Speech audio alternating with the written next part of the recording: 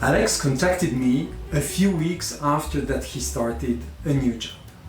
He felt that he was missing some skills in the field of project management and the tools he was using. He had started to work for a company that was making road infrastructures, and there were a part which was civil engineering and the other part that was IT. But IT quite complex with a lot of software development.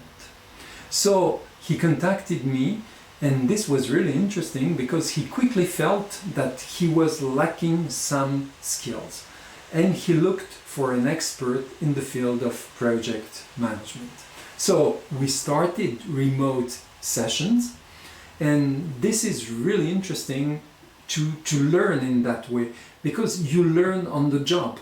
You have an expert sitting beside you, although it's remote, but still working with you on your projects. And exactly the tasks you have to fulfill for your company, the expert is going and working with you. So this is a way that is really efficient and really fast in the way to learn and to get things you need.